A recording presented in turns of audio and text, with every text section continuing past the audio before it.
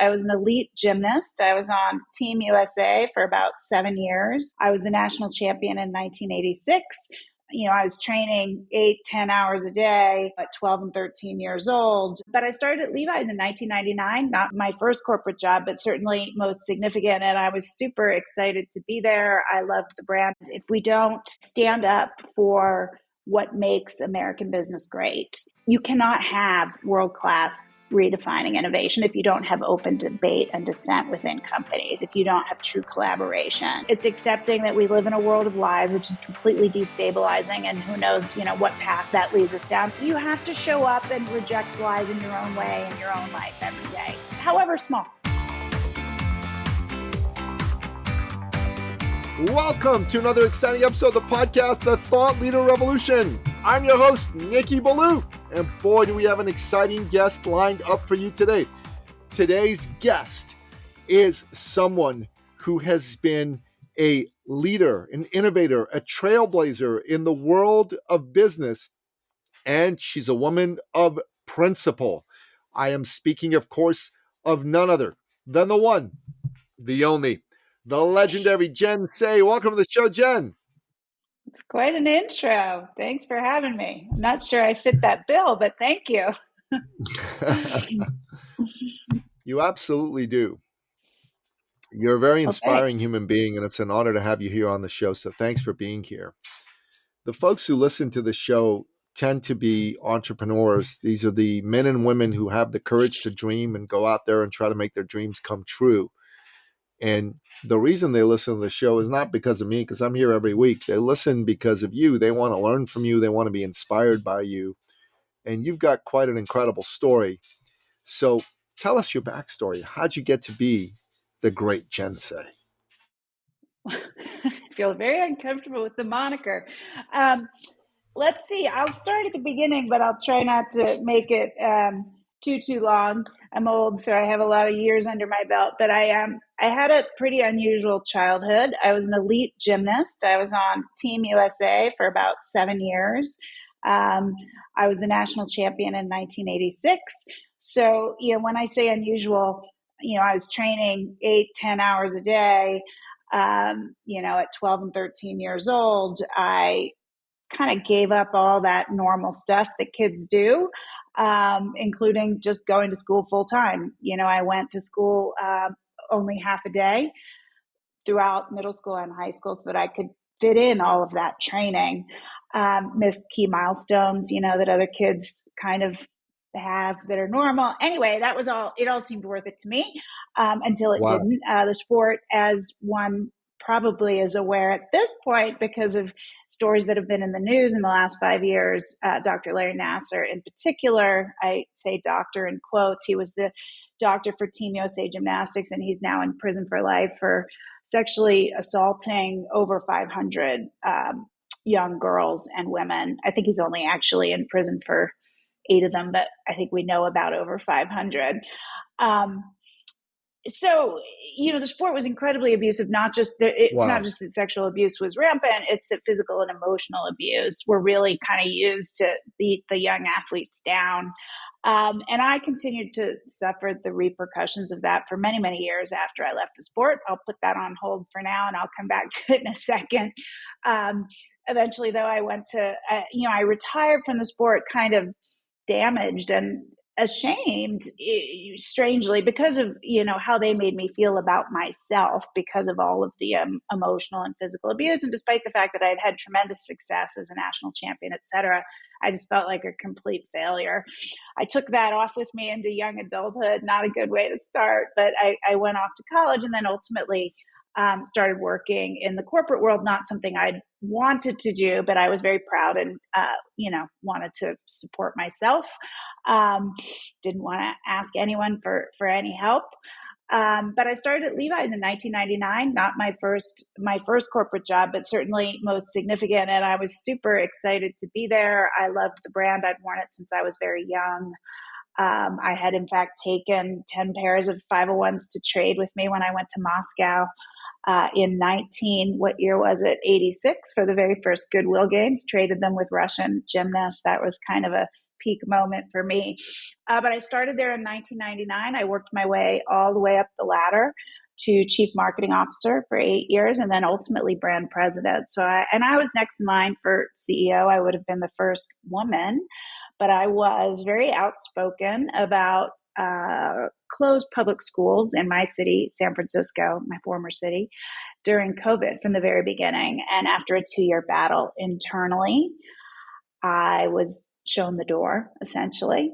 And rather than accept their framing of my exit and accept their hush money and, all of that, to stay quiet, I quit in a pretty public way so that I could talk about the sort of bullying and censorship and, I would argue viewpoint discrimination that were happening inside the company. To follow up on the gymnastics piece, just very quickly though, in 2008, I wrote my first book called Chalked Up, which was a memoir about my time in the sport. And it was the first person account of the abuse in the sport.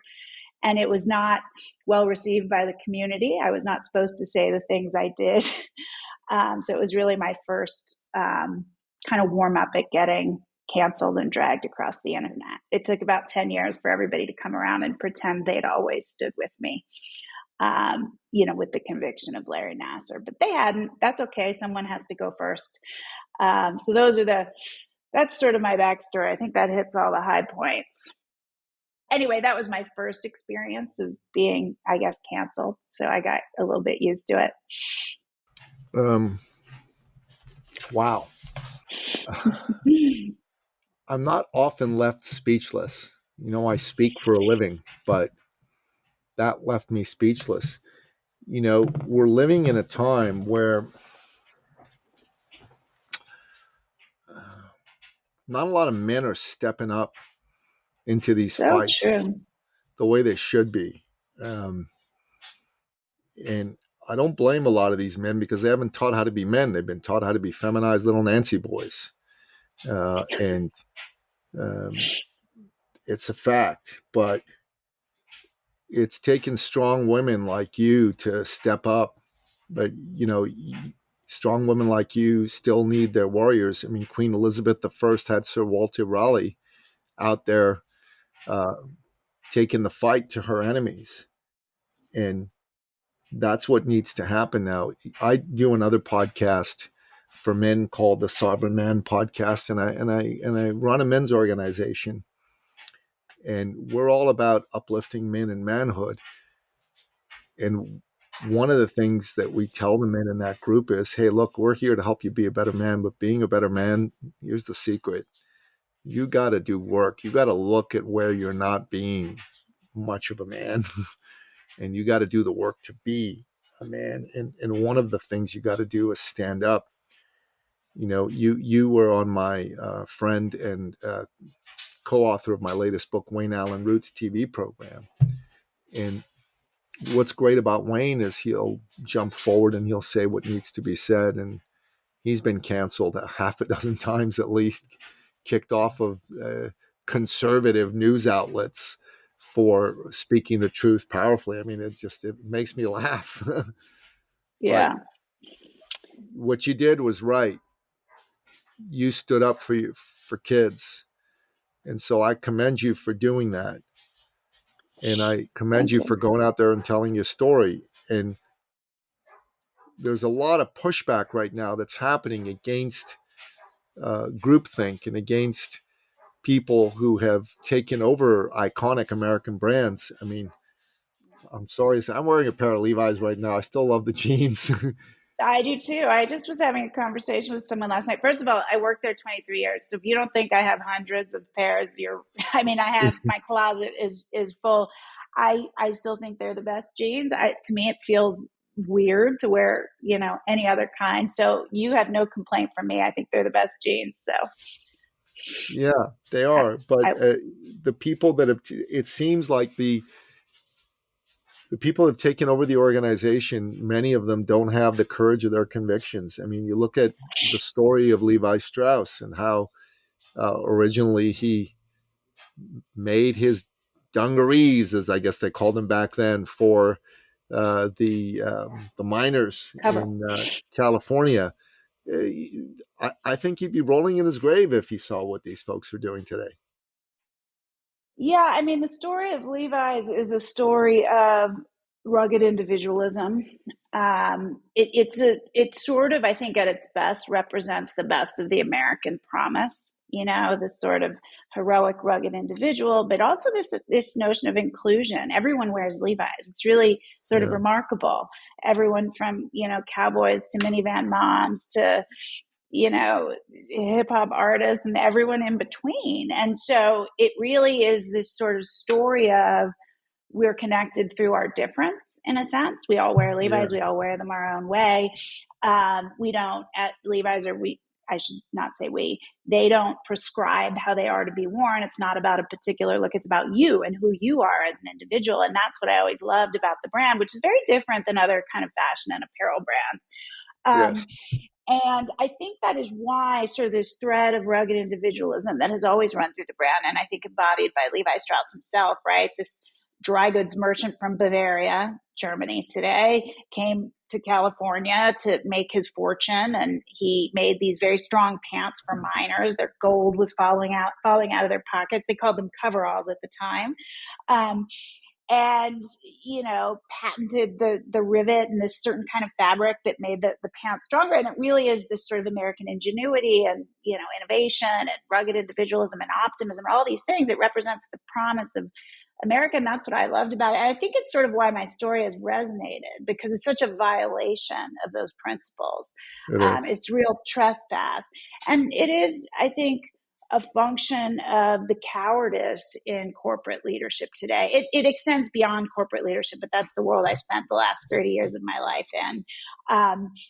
Clearly in the world of sport, we see it as well. I experienced it when I stood up to defend children within gymnastics and the Olympic movement. But I think there is a real failure of courageous corporate leadership. And while I hate to lay it at the feet of men, I think 98% of CEOs of American companies are men. So, you guys own it. We That's totally do. problematic in and of itself, given that 50% of the population are women. But given that fact, it is a failure on the part of men. And I think it's really concerning as far as American business leadership on the world stage. And if we don't kind of stand up for what makes American business great, innovation, you cannot have world-class redefining innovation if you don't have open debate and dissent within companies, No. if you don't have true collaboration. And right now, that is not what is being furthered. You have distraction. Folks are not focused on making incredible product that brings value to people's lives, inspiring marketing that brings people together, and financial discipline. Those are the things that make American businesses great, and businesses around the world. Instead, they're focused on goodness knows what, Virtue polarizing signaling. They're marketing. focused on virtue Yeah, signaling. that's correct. Polarizing marketing, virtue signaling. They're not focused on the consumer and what will bring value to their lives. And we see some really prominent businesses suffering for it. And I don't really see others taking the cue from those mistakes. I do think it will happen, because at the end of the day, no matter what these business leaders would have you believe about how virtuous they are, and they love the kind of praise from that quote unquote selfless virtue that they like to project, what they really care about, and they always will, is the bottom line. And that is actually their fiduciary responsibility, and they're violating that at the moment. And nobody wants to be Bud Light right now. So they will come around. At the end of the day, the responsibility and, frankly, the desire to make money themselves, that will ultimately trump all of this. But it will take some time. Big businesses are hard to turn. They've been driving these points home for many, many years, and it's going to take a long time, I think, to turn the ship. But there is a real failure in courageous corporate leadership. I've seen, a couple examples of leaders I would cite that have been more courageous. One I would cite is Ted Sarandos, the head of Netflix, who, Yes. amidst lots of pushback in the summer of 2021 around Dave Chappelle's special, The Closer, which was billed as sort of anti-trans by ideologues and activists, he refused to take it down. And in a very simple statement to his employees, he said, we're a broad reach platform. We are going to show a lot of stuff, and you might like some of it, you might not, but we're for a lot of different kind of people. If you don't like it, don't work here. And that was the end of that. And, Yeah, I think it's my great. situation is sort of similar. Like, there's no reason the CEO of Levi's, when whatever small number of employees were complaining about me while I continued to do my job well, there's no reason he couldn't have stood up and said, look, I know some of you disagree with the things Jen is saying outside of work. That's too bad. She has a right to use her voice. You have a right to use yours. Let's get back to business. That's all that needed to be said.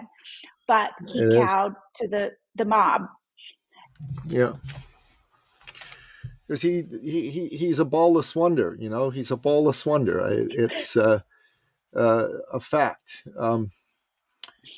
I think, to your earlier point, when it came to COVID and our children in particular, I do think women were more the leaders in the movement, Mama because I bears. think what's that? Yeah, I think Mama women were the bears. ones. Yeah, we were the ones. Well, women generally were the ones left holding the bag. They were the ones who left the workforce in droves, who had to be home with children, managing their education. They've not yet returned to the workforce, many of them. The employment gap has widened between men and women. They're the ones that, even when both parents work full time, take the majority of the childcare responsibilities. And so that just became crushing during COVID. So they were seeing it firsthand. They were seeing the way that their children were suffering firsthand, and they couldn't abide. And so the women were much more vocal. But I think it's interesting, because women also suffer the slings and arrows of the social ostracizing, I think, more intensely than men. So in many ways, it was more difficult for us, but we did it anyway. So this is a fascinating conversation. It's going in a bit of a different direction than I imagined it would, and I'm fine with it. I'll bring it back to the business direction a little bit later, because I really am enjoying this. But I think what happened during the lockdowns is many parents started to see what was happening in schools to their kids. They started to see the ideological indoctrination, and they were horrified by it. And that's why so many parents have become involved in the United States, but even now in Canada, in uh, getting on school boards and getting some of the ideologues out. I mean, in Canada yesterday, across every major Canadian city, there was 1 million Canadian parents that were pushing back against the ideological sexual indoctrination of little kids. Bill Maher, I'm a libertarian, right-wing conservative, man. I think the great Ronald Reagan is a squishy moderate, just so you understand where I'm coming from, okay? Yeah, we probably come from different sides of the fence on this. Yeah, yeah. But just so you understand, I'm as hardcore right-wing as they come in these certain issues. But libertarian, from a very libertarian perspective, I like Tucker Carlson's thinking is very similar to my own. But what was happening was a lot of parents just were like, "Hey, no more. We don't want this for our kids." And I've always been one to say, "Live and let live." Growing up, one of my two best friends came out to me as gay, and I knew he was gay Yeah, well before he came out to me. And I'm from Iran. I don't know how much you know about Iran, but I not do exactly a little known bit. for tolerance of Yeah, gays, right? no, Not exactly not a like a very, bastion for that. So yeah, he not came out to tolerance me, for women or gays, right? or a lot of things. But Yeah. my buddy said, he said, I got to tell you this. And I go, yeah, I know. He says, you do? He says, I thought you were going to hate me. And I said, no, man, we're pals. We're brothers. I said, I'm not. He goes, yeah, I know you're not. I go, then we're good. But no problems here from my point of Right. view. I'll respect you. You respect me. Sounds right. This guy killed himself over being gay. He, Oh at my some God. point, could not Oh, I'm handle it so anymore. sorry. Thank you. But, I had no idea he was in that kind of mindset. I called him one day. He wasn't answering his cell phone. And Oh my goodness. 3 days in a row, he always called me back. And I'm like, okay, what's going on? And then I called his, so this was the interesting part. He was dating men and women at the time. So I called the woman he was dating at the time. And I said, hey, where's Damon? She says, you didn't know? I go, no. She says, he killed himself. I'm like, what? Oh my God. She said, here's the note. So she read me the note. And I'm like, oh, Jesus. And live and let live's important. Helping somebody who's dealing with understanding their own identity and giving them all the space in the room to do that's important.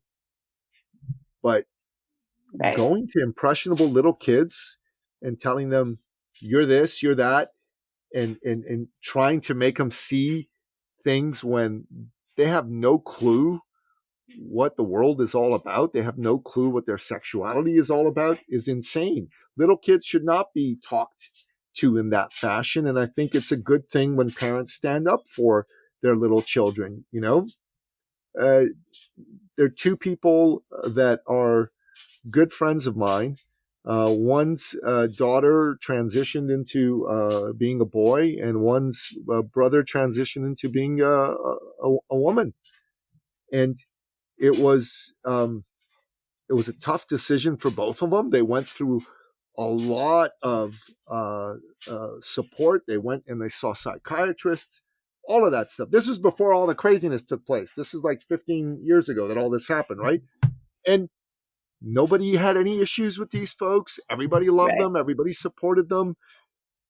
What's happening today is absolute insanity. It's like there is an agenda designed to weaken the family, to not to make women feel unsafe in certain spaces, because what they're allowing folks to do is they're allowing really messed up, damaged men to say, I'm going to pretend I'm a woman, I'm going to go into sports, I'm going to physically beat the crap out of women, or I'm a man who's a rapist, I'm going to go into women's prison now and pretend I'm a woman, and I'm going to rape the women prisoners in there. What the hell is that all about? That's craziness. Yeah, I think, and I have friends, I guess they're former, they don't like my COVID views, friends who have children that transition. And it was quite a while ago, like you're saying, and I think no one really, had any issue. I think the difference now is we're being told that we have to sort of submit to a lie, that there is no such thing as biology, that is just sort of fundamentally unfounded. You are who you say you are. That wasn't true 10 years ago or even 15 years ago, not broadly, maybe sort of deep within psych profession, but not broadly. We weren't told. And in fact, when you talk with some folks who are older, more in our maybe age cohort, Yeah, they would say they're transsexuals, not transgender. They have a disorder that they're more comfortable living, presenting as the biological, as the sex that is opposite of the one they were born with. They believe that there is such a thing as biology and they do. and sex and gender. They don't believe they actually are the other sex. They just feel more comfortable living and presenting that way. I think everybody was Exactly. absolutely fine with that. But this notion that you have to agree that there is no such thing as biology, and therefore, if you say you're a woman, you are a woman, you must be allowed in women's spaces, you must be allowed to compete in women's sports, et cetera, et cetera, et cetera. That is where I think people become very uncomfortable, because we're being told we need to kind of submit to a lie. And that's very destabilizing. And I think, to bring it back to some of my, earlier advocacy, if I just look at gymnastics, the lie I was forced to carry was that, abuse was tough coaching. It wasn't tough coaching. It was abuse. And it's a bright line. And I refused to carry it at a certain point. It took me 20 years until I was 40 years old to say, you know what? No, I'm not accepting your bullshit lie anymore. You are abusing Good for children. you. I Good for think you. that's the thing when I'm confronted with, especially as it pertains to children, that I just sort of have a hard line. And when I look about COVID and the closed schools, from the very beginning, it was known that this was a disease that impacts older people, not Older people, exclusively, but almost exclusively. And that almost children were, exclusively. Yeah, yeah, almost exclusively. I mean, I think the average, or the median age of death is above the average life expectancy in yeah, America. So, 81. clearly, 81. yeah. And that was true from the very beginning, from the Princess Cruise Line, from all of it. And so the lie that underpinned school closures, which was everyone is at equal risk. Not only is everyone at equal risk, but children are super spreaders. Children are resilient. They will not be harmed by these closed schools. There are so many lies that we were forced to accept. And obviously, none of that was true. Children have been harmed. The educational setbacks, the emotional, psychosocial development, all of it, we're going to continue to feel the repercussions for a generation. And I just was like, I'm not accepting this lie. If we accept lies and the policies that come from those lies, it just tremendous harm is ultimately done. And I think these are Yes. three examples of that. And for me, what's at the core of all three of these things is there is a lie at the center of it, and you cannot accept it, and you should not be shamed into accepting it, no Amen, matter what sister. they call you. So, I was called a grifter and a liar in gymnastics. I was called I've been called a grifter and the sort of COVID dissenting as well, but I've also been called a racist. Like it's crazy. There's a racist. It was harmful to the poorest children to keep the public schools Yeah. closed. And I'm not equating Black people with being poor, but our public schools, at least in my city of San Francisco, were disproportionately populated by Black children and brown children. They were the ones that were harmed. It was the opposite of what these people were saying. Yeah. And so I just guess I won't accept a lie. And if that's courage, it's not meant to be. It's just sort of this like cognitive dissonance. I won't like, and I'll endure the repercussions. I can't further a lie to fit in with the group. I won't do it. Amen, sister. Amen. Well said. Bravo. And one of my favorite authors is Ayn Rand. And I don't know if you've read her books, Atlas Shrugged and The Fountainhead and Anthem. And Anthem is one of my absolute favorite books. It's a really short novel that she wrote. And it was about a dystopian Marxist society where there is no individual identity. Everyone calls themselves we. And you're given I read that one. your spouse, you're given your job, and it's based on what the state decides. And this is the story of a pair of lovers who push back against that. And if you have an opportunity, if you haven't read that book, I highly recommend it. It's a beautiful book. It'll touch your soul. And we are living in an anthem world right now where people are telling you down is up is down. It's a 1984 world as well, George Orwell's famous book.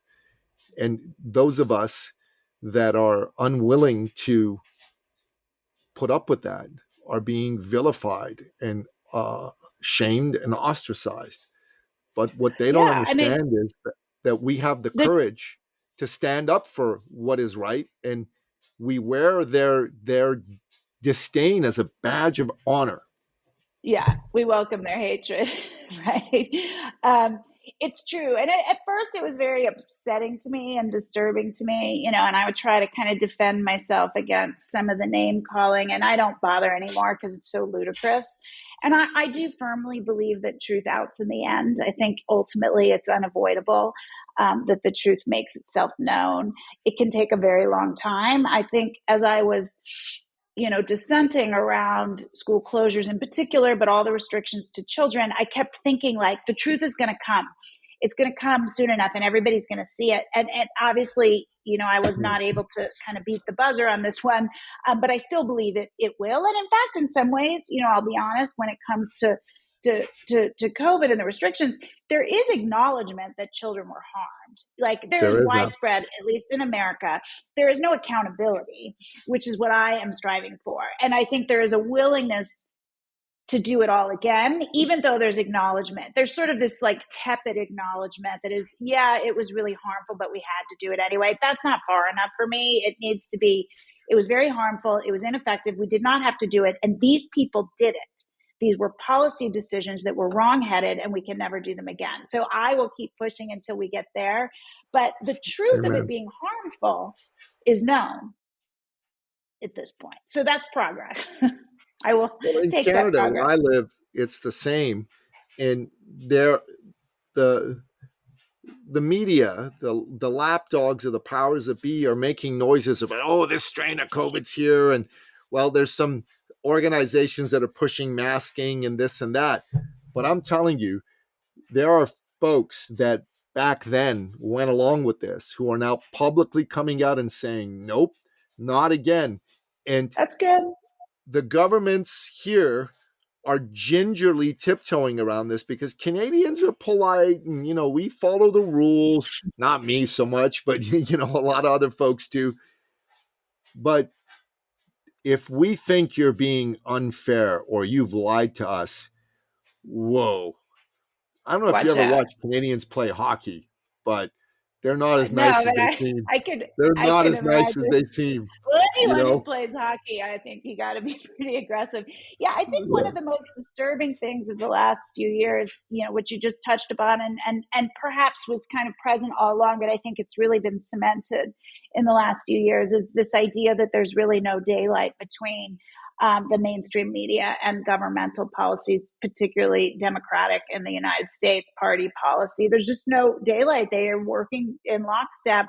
They Um, are. and one of the reasons, I come from a different side of things than you. I'd been a Democrat my whole life, a left of center Democrat. I don't really fit anywhere anymore.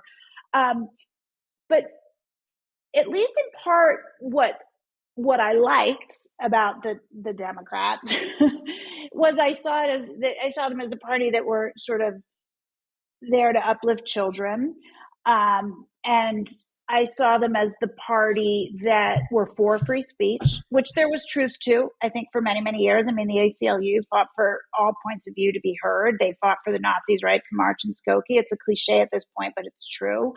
Um, and they sort of positioned themselves as the sort of party that would hold corporate entities to account, in defense of the little guy. And now I would say they use their power and influence to crush the little guy and to line up with corporate entities, whether it's social media company, mainstream media company, or pharma. And so I don't, well, they also sort of were the anti-war party, and now I don't see them as such anymore. So, many of the reasons I was a Democrat just aren't, that's not what the party is anymore. I mean, it is the party of the elite in the United States, and the demographics show it. It is the party of the college educated, the party that thinks they know better. They disdain the working class. And so, but that sort of alignment between social media, mainstream media, and government is It's evil. grotesque. It's It's evil. evil. And so I feel there's a lot of folks to be disappointed with and angry with during COVID. And I certainly am angry with the governor of California, who's a raging hypocrite, who did whatever he wanted while forcing, the plebes to stay home and mask their 2-year-olds. But it is that I never really thought that our government leaders weren't hypocritical. So, I'm a little less disappointed there. I did think that the reason people were journalists and went into journalism and media was to hold power to account, not to just cozy up to it. I thought that maybe it was naive, but it is clear that is not the case in today's world. And so I'm most disappointed with the journalists, so-called journalists, who did not hold government leaders to account, public health bureaucracies to account. They didn't do anything. They published big pharma press releases as news stories, and still do. So, Jen, I studied international politics and business in university. I got my undergraduate at the University of Toronto, and I got my master's at Georgetown University. And for fun, I read history books. Okay, so I'm reading Winston Groom's series on the Patriots, the generals of World War II, and that sort of thing. So just so you understand who I am, I've read over 4,000 books. I'm 56 years old. I've written 10 books. I've read over 4,000. This is my thing, right? And a few years ago, I was introduced to the work of a ex-CIA officer named Kent Clisby, Clizbe. He wrote a book called Willing Accomplices. I bought it, put it on my shelf for 6 months, didn't touch it. I do that a lot, right? Because I read a lot of Me books, too. I buy a lot of books. I buy faster than I read, even though I read over 100 books a year. It's crazy. But one day, it was like God was telling me, pick this book up. So I picked it up and I read it. And he's not what you'd call a brilliant writer. But the content of what he was talking about blew me away. And the thesis of the book is that there has been 100-year psyop campaign against the United States and the West that was originated in 1917 by Vladimir Lenin. When the communists took over Russia, they wanted a one world communist government. And they realized that standing in their way was the main adversary, the US of A.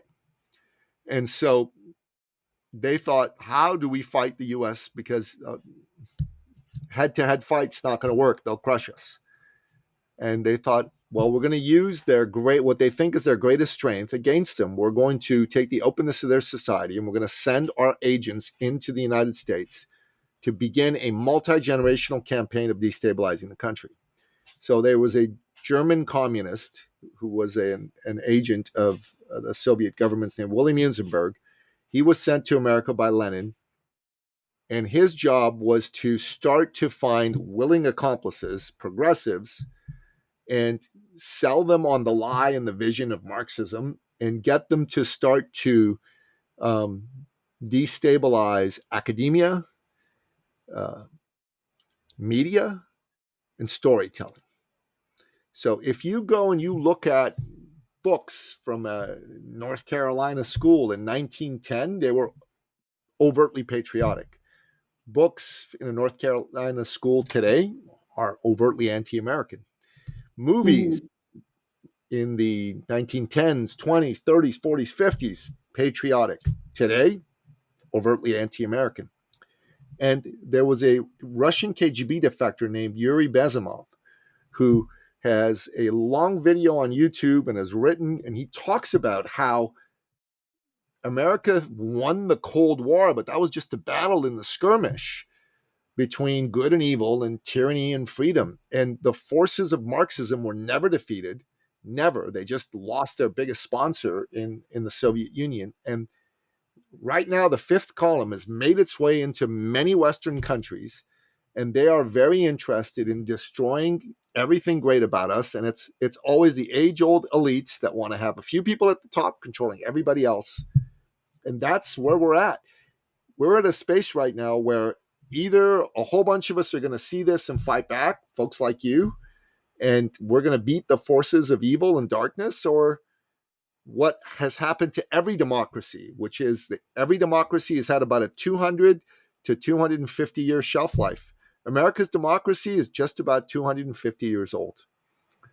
So that's where we're at, in my opinion. I'm wondering what you think. Yeah, I mean, I haven't read the book. I certainly, from my perspective, I see, sort of the shift from kind of equality of opportunity to equity of outcome. It reflects, much of what you're saying. I think there is a balance in this country. One of the things that makes the country great, I think, is that you actually are allowed to criticize the government. I think that's part of living in a free country. Agreed. I was criticizing the government when I criticized COVID policies, and ultimately that's why I was, pushed out. I was told you can't criticize public health is a governmental agency. Why can't I criticize public health? They were wrong. I was actually right. And so, I think there has to be a balance. I certainly, between sort of like overtly patriotic communications and retaining our ability to criticize bad policy. That is what a free country is. And so, I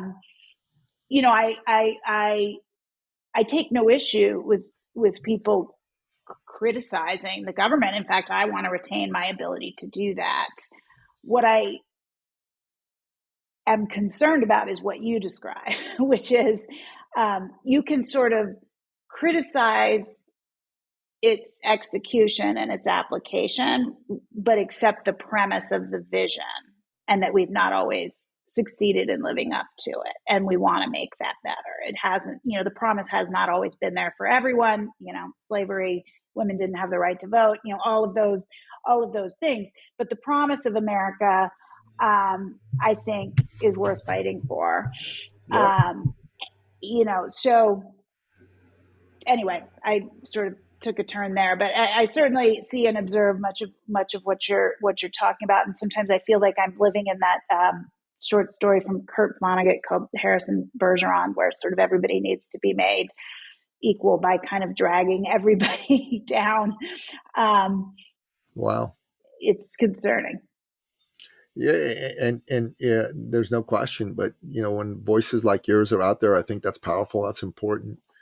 So yeah, what I tell people, sorry, is because I think, look, it's not appealing to blow up your life in the way that I did, and to say that I didn't is false. I completely did. This is I didn't just give up a job that I loved. I really gave up the opportunity to hold a job doing what I do, because I am now someone that is not obedient and does not, follow the party line and does not do what I'm told. I don't read from the script that comes from corporate communications and legal, and that makes me very dangerous and unappealing in the corporate world. I lost my city that I loved and lived in for over 30 years. I lost most of my friend group. I lost thousands of colleagues and my job. So this is not, for the faint of heart.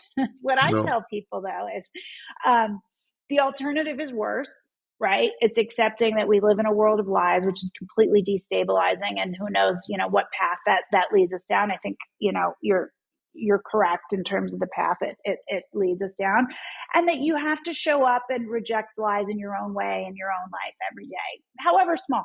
You can do it in tiny ways. I know there are some school districts that have brought back, this sounds like a dumb little thing, but this is what I tell parents.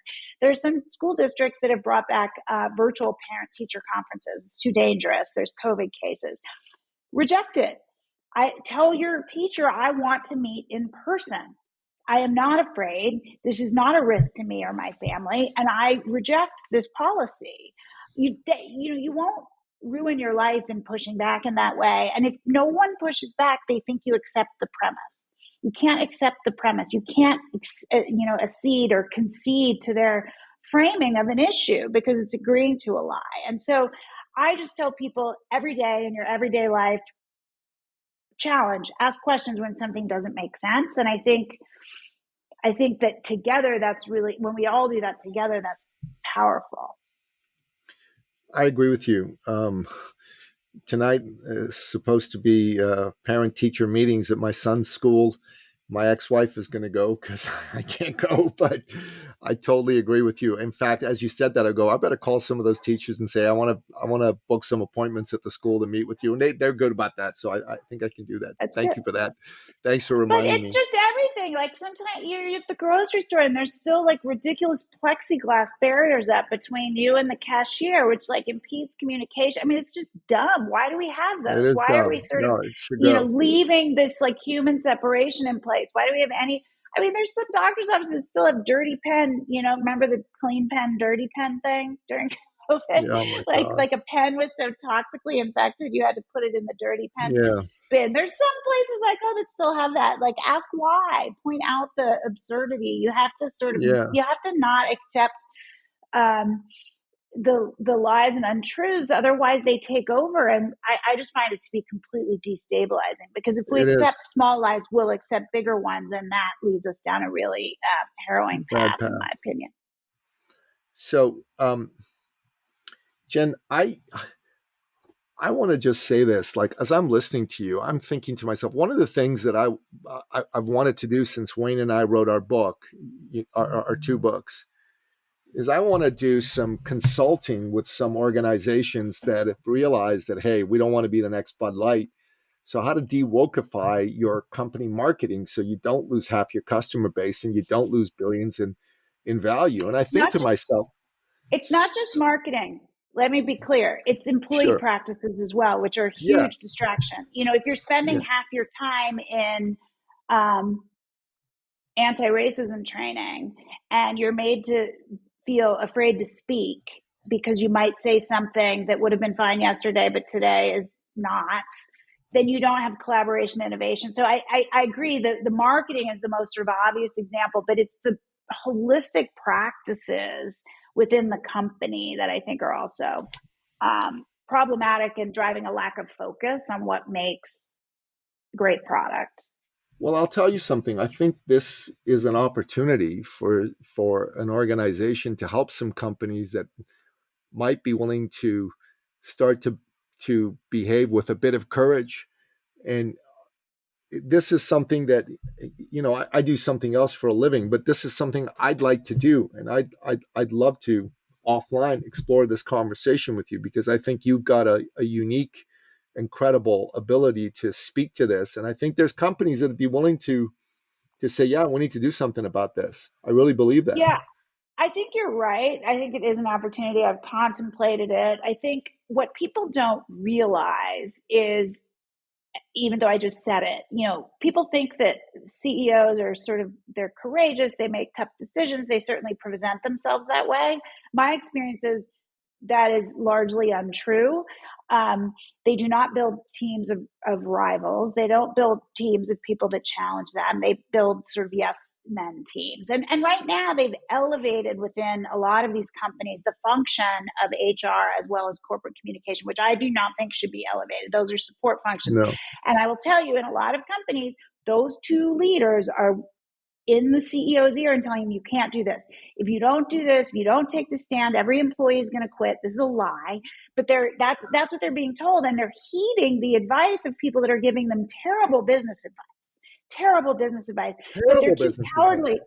They're too cowardly. And I think not independent minded enough to think about it differently. And if they had somebody else in their Yeah. ear saying, do not do this, stand up now, push back, tell employees we're getting back to business. We're going to focus on product. We're going to focus on great unifying marketing and financial discipline. All that other stuff, we're not doing it anymore. Go be yourself outside of work. Be whoever you want to be. I'm never going to interfere with that. Come here and be ready to do work. Oh, and by the way, get your ass back in the office. I mean, no one's telling them that. They're all afraid of the But employees. listen, I get that, and I 100% see that, and there's a lot of lack of courage. But out of the work that I've done with men, okay, and I'd love to chat with you further about this offline if you're open to it.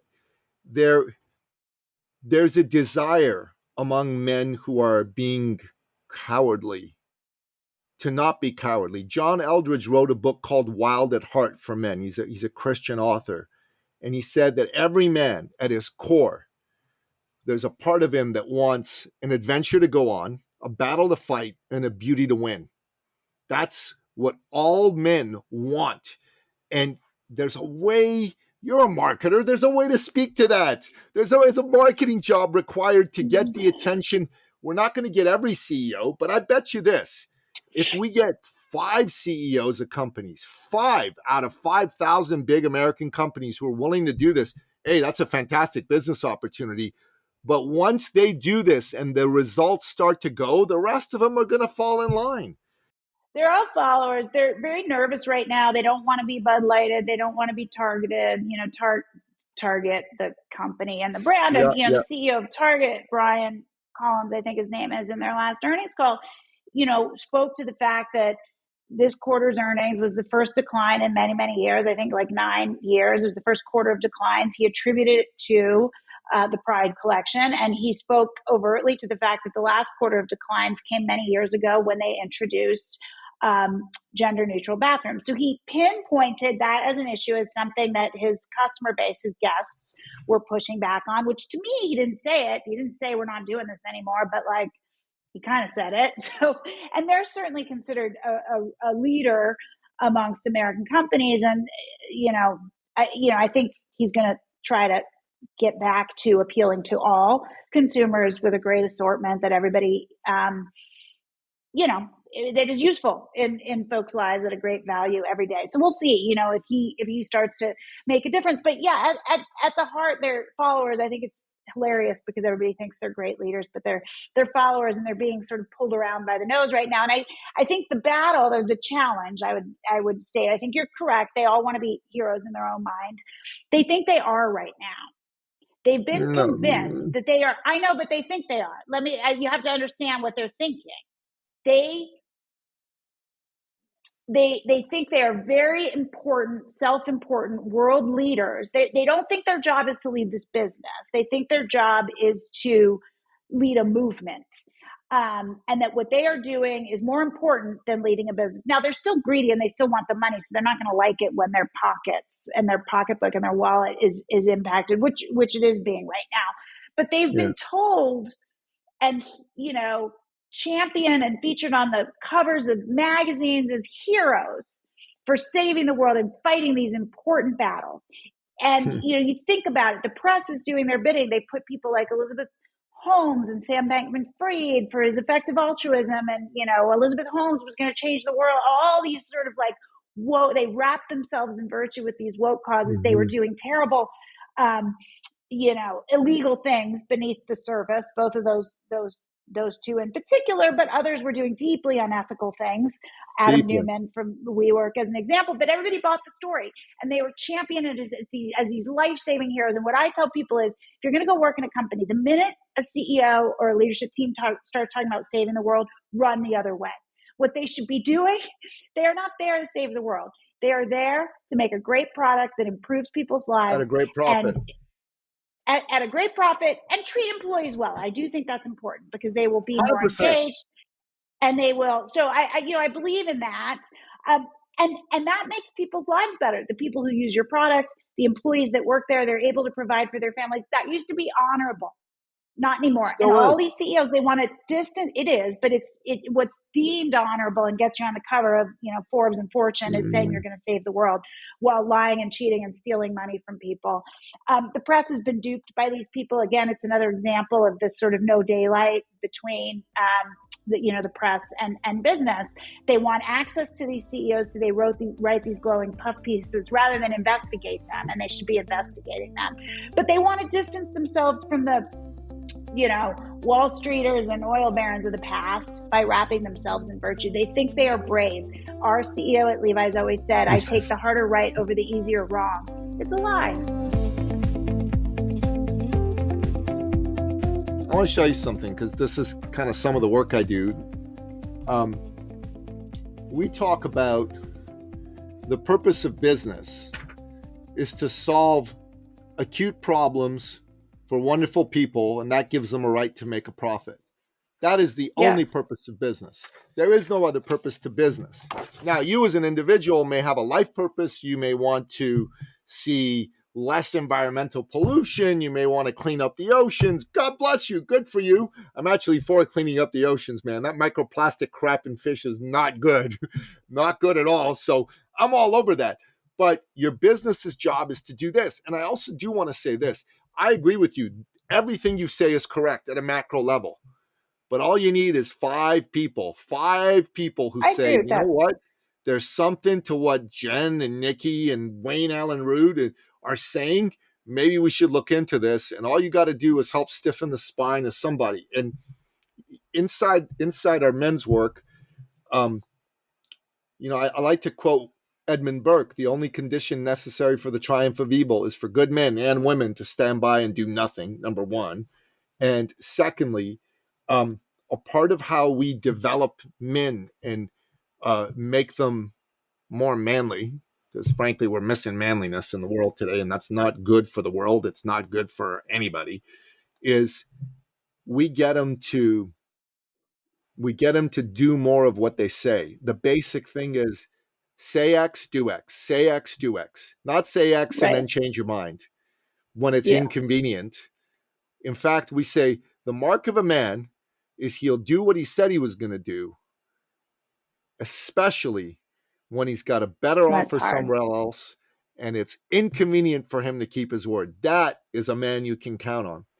And it's my belief that there's people that are going to be open to this message. Not everybody. There's a lot of people that are going to go, oh my God, you're terrible. You're racist. You're sexist. I get called sexist all the goddamn time, for doing something for men, but I don't care. Call me anything you want. As far as I'm concerned, it doesn't bother me. I think the world needs voices like yours. You've got a lot of guts. You've got a lot of courage. There's a lot of smaller brands that are coming out there trying to do something that's supporting freedom, supporting America. Jonathan Isaac, the NBA player. I don't know if you know about his brand, Unitas. I love what he's doing.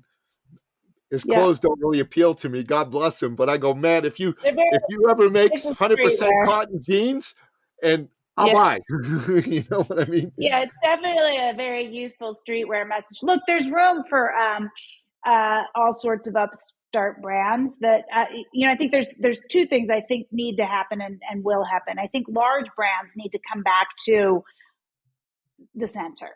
And by center, I don't mean centrist politics. I mean product, unifying marketing, and financial discipline. Like, leave all the other stuff out.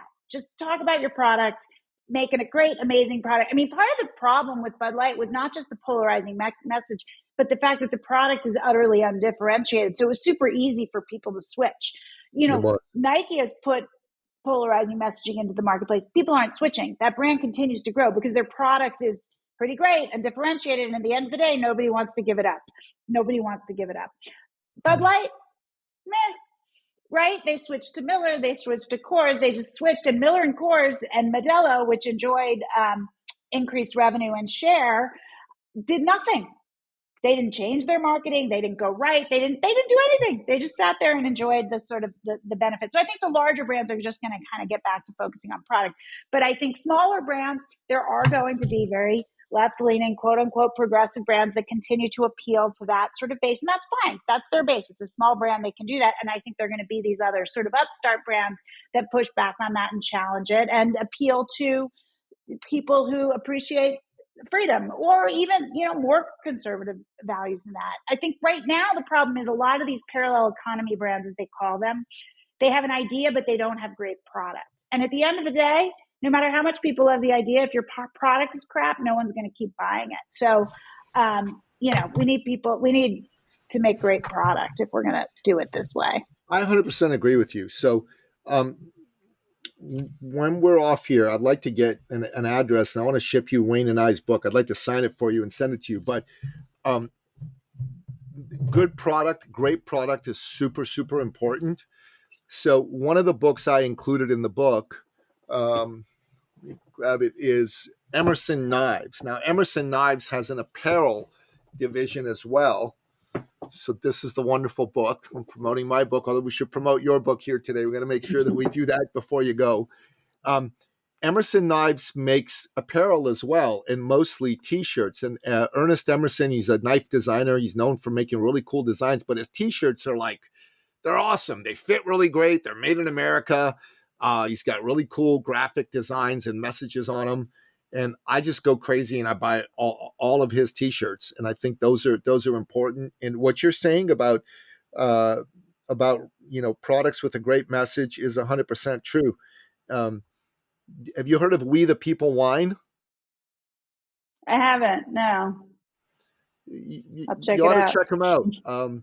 They've got some ads on YouTube, and what put them on the map was they had an ad where Ronald Reagan was narrating, I think, his farewell address, and there was pieces of it where he was talking about freedom and the people who didn't believe in the promise of America and why he still did and why it was still the shining in the hill. They put some really cool music with it. And you watch that ad. I don't drink. I've never had a drop of alcohol in my life. So I want to go buy a case of wine and give it to all my friends just because of how good a job these guys did with it, But see, and I have no idea what this brand is. If the wine's not good, you might buy that case of wine and then your friends are going to drink it and be like, this wine. I don't know if it's good or not. But my point is, I think there's a lot of folks starting these businesses and brands and they're inspired and swept up and they want to provide an alternative for their friends who don't feel welcome by, the causes that these other brands are supporting. But then they need to take the time to make the product great. Otherwise, no one's going to drink crappy wine. No one's going to drink at the end of the day. No, it's true. You know what? I don't want to buy Nike, but sometimes I have to for my kids. I don't buy it for myself anymore, but I definitely buy it for my kids because that's what they want to wear. So I get what you're saying. So Jen, how can people kind of engage with your message? Have you got a second book out? Tell us what is going on in your world. How do we support you and what you're all about? Yeah, I've written 2 books. The first was in 2008. That was about gymnastics, and that was called Chalked Up. And the most recent book, which was written less than a year ago, is called Levi's Unbuttoned, and that's really about my corporate career. It's not exclusively focused on, the last 2-year struggle I had at Levi's. It is about, the challenges of coming up in the corporate world and retaining your voice and your integrity within that world, the challenges of being a woman in corporate America in the 90s and 2000s. It was not without challenge. One of the points I make is it has gotten a lot better for women. I think pretending that it hasn't is ridiculous. It's a lot better. I could Yeah, tell you horror stories from the 90s about what it was sure. like. And it's a memoir, but ultimately it is about the stance I took, and kind of being, I don't even want to say true to myself, being loyal to the truth and not allowing money and whatever other incentive to coerce me into not being loyal to the truth. And like I said, there's risk that comes with that. And my hope is with the book, it's called Levi's Unbuttoned. You can get it wherever books are sold, is it inspires people to, stand up and speak the truth and push back in their own way every day, because I think there's a lot of people that see it. I think most people have, decent common sense, but they're too afraid. And you have to not be afraid, because like I said, the alternative of being ostracized, the alternative, is so much worse. You can handle the Yeah. ostracizing, you can handle the name calling. And the fact is, if everyone who sees the nonsense stands up and says this is nonsense, then we're the majority. And at that point, it doesn't matter what they call us anymore. So I just want those people in the middle that are too afraid to stand up and speak truth to power, because we need you. Anyway, you can buy the book wherever books are sold. And then I also write a Substack, as I guess one does in the world today, which Yes. is called Say Everything, but you can also just find it under my name. My last name is SEY. Yeah, I'm going to get your book myself, and um, I'm good friends with some folks at Rebel News, which is the biggest alternative media outlet in Canada. So if you'd like, I'd love to connect you with those folks and get you a hearing. They're really supporting Sure. Tamara Lick of the Freedom That's Convoy great. in a big way. Um, you should be on Valuetainment and Patrick Bet David's podcast. I think he'd love you. I think you should be on the Megyn Kelly show, the Dave Rubin I've show. been on I've been on Megyn Kelly several times. Have Not you? on Rubin. Yeah, Megyn Kelly twice.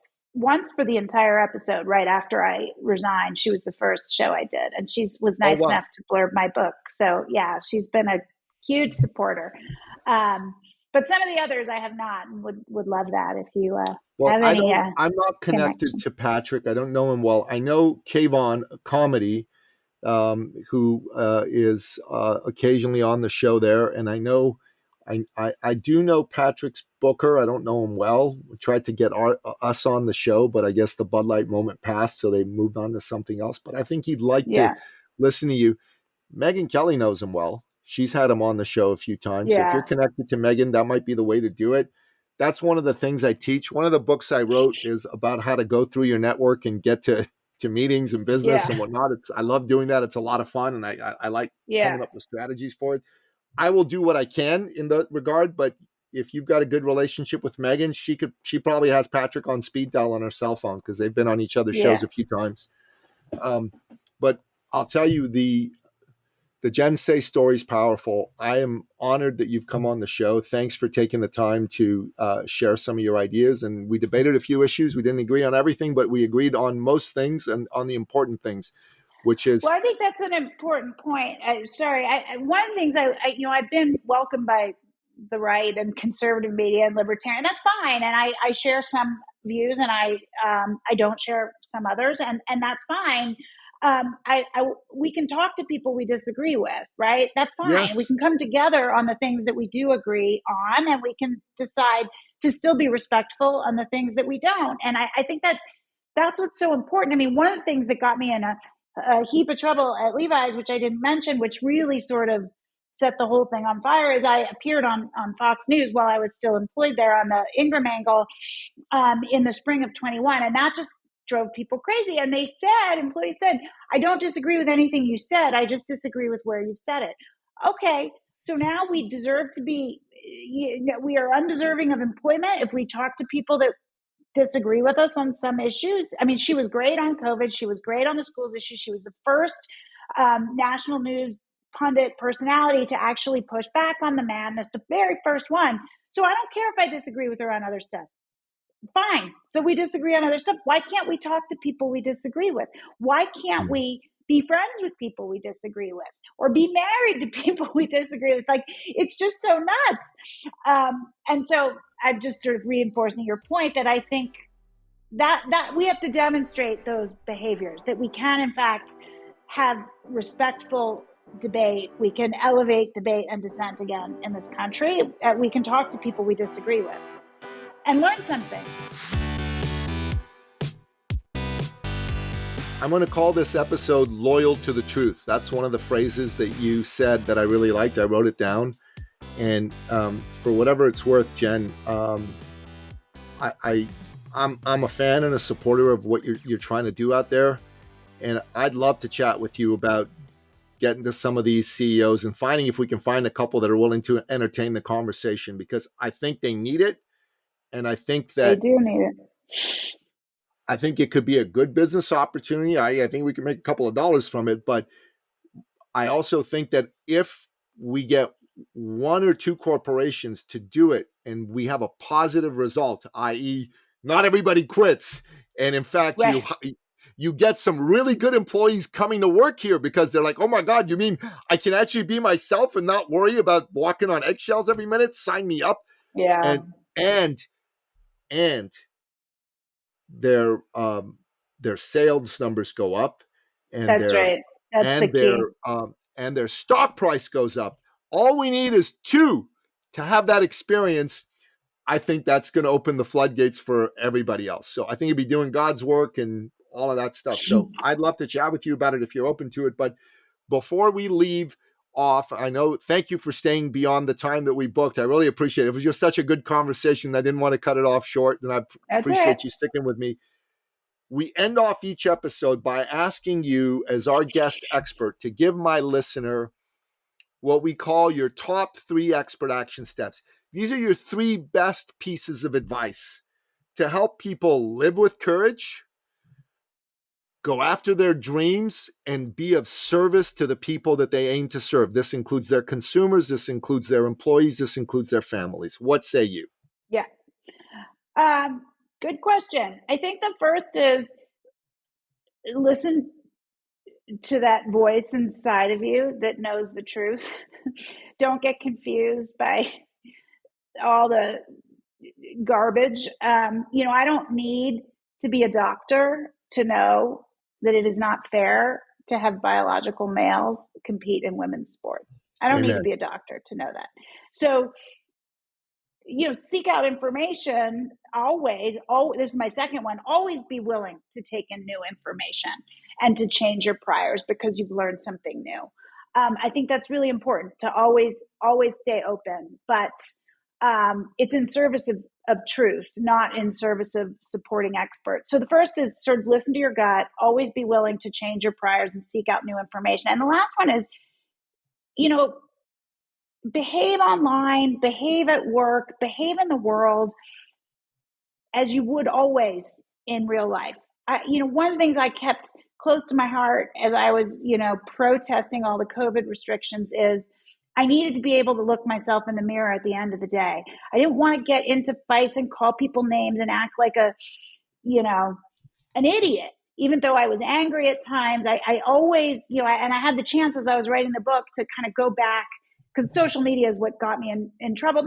Not exclusively. There were also news appearances and op-eds. And I look back and I have reread everything I posted, and I'm proud of how I handled myself. I've always been respectful, diplomatic, and fact-based. And I think it's really important. You can get very angry. And I think it's important not to sink to the level of those you're battling. Stay above the fray and always make sure you're proud of yourself in how you conduct yourself. I like all of these expert action steps, but I really like the last one, and I'll tell you why before we wrap up. So I used to be a top fitness coach. I worked with Olympic champions and world record holders. In fact, my better half is a 3-time Guinness World Record holder. She's run 12 hours on a treadmill 3 times and set world records. It's I know. I know. I know. Everybody reacts like that. I did the first hour the first time with her, and that was it. Honey, you're on your own after that. So, but that was me. And when I got out of that field and I got into the field of being an executive coach and advisor, um, a switch flipped. And over a 12-year period, I gained 50 pounds. So I went from being one of the fittest men on the planet to being a fat man. And anyways, this year I made a decision that I was not okay with that anymore. And I Yeah. stopped lying to myself and saying, you can change this anytime because you know what to do. I said, you were a trainer. You're not one anymore. Hire somebody. So I hired a guy and I made a decision to listen to this fella's coaching. I dropped 58 pounds. So I'm back to being really fit. Wow. I'm very happy. Congratulations. Thank you. Thank you. It's great. What that Well opened up done. for me, though, is I thought this is the biggest result I've attained easily in a decade for anything, right?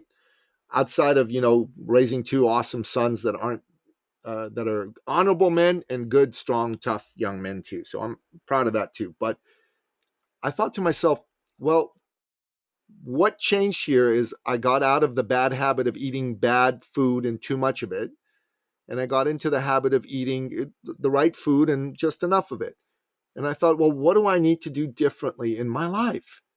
Well, what I needed to do differently in my life was realize that there's a part of me that was prone to emotional outbursts. And I would say, oh, I'm Persian. It's what we do. We're hot blooded. But that's an adolescent's point of view. It's not It the point is. of view of a nuanced adult, a grown ass Yeah. man. That's a Yeah. technical term, a grown ass man, right? So, I think that's a good insight. Yeah. yeah, yeah. So, when and this insight has just been crystallizing in the last few days, and I've been really like focusing on it. And when you just said this, is you know respect the truth, but do it in a respectful, diplomatic, and fact-based way. I'm just thank you for that message. It was very powerful for that to be confirmed to me by you, by God through you today. So thank you. Yeah. I mean, I think generally, look, I think women try to be bridge builders. I think this is also why it's harder for women often to kind of stand up, and they're group creatures by nature. We're the ones ostracized from the community when we stood up for our kids during COVID. um, and so maybe it's, and one of the ways in corporate America I was trained, like I said, I came up in the 90s and 2000s, like it was not okay for women to go in and be like tough, like you had to, whatever, you had to couch your words, you had to make him think it was his idea, like all this stuff. You couldn't come in and say this is what we're doing. You had to kind of, make your boss feel like it was his idea. I'll Sure. just leave it at that. That was like But my mom with my dad when we were growing up. yeah, exactly. But I mean, I think there's some merit here. Children can't control their emotions. That's a child's way of responding. We learn as we grow up and mature that is not the most effective way to have our ideas heard. And believe me, I was very angry at times in the last 3 years, but I don't think, at least not publicly, I ever sort of publicly lost my temper with anyone. And I'm very proud of how I conducted myself. And I think ultimately it allows you to be heard a bit more. It might take longer, but I think it can help bring people along. And it's just, outside of any of that, that's the person I am, and that's how I want to conduct myself in public. And I don't think it benefits anyone, to call people names and just say stupid shit. Yeah, God bless your heart for that. Jen Say, an honor to have you on the show. Love to have you back. We're going to call the episode Loyal to the Truth. And folks, Jen Say, she's the real deal. She's written 2 books, Chalked Up, which is a memoir of her time in the gymnastics sport, and Levi's Unbuttoned, which is a story of her rise and her unceremonious exit from an iconic company. I can tell you this. I've not read either one, but I'm planning on reading both. If she writes as well as she speaks, they're going to be darn good reads. I recommend that you buy them, listener. This is going to be really, really good for you. And make sure that you check out her Substack, which is at Say Everything.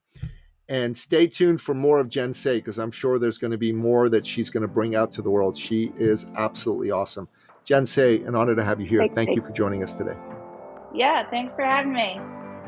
You bet. And that wraps up another exciting episode of the podcast, The Thought Leader Revolution. Find out more about today's incredible guest, the one and only Jen Say. Go to thethoughtleaderrevolution.com. Check out the show notes or wherever you happen to listen to this episode, be it iTunes, Spotify, Google Play, Audible, or what have you. Until next time, goodbye. This episode has been brought to you by eCircleAcademy.com, the proven system to add 6 to 7 figures a year to your thought leader practice.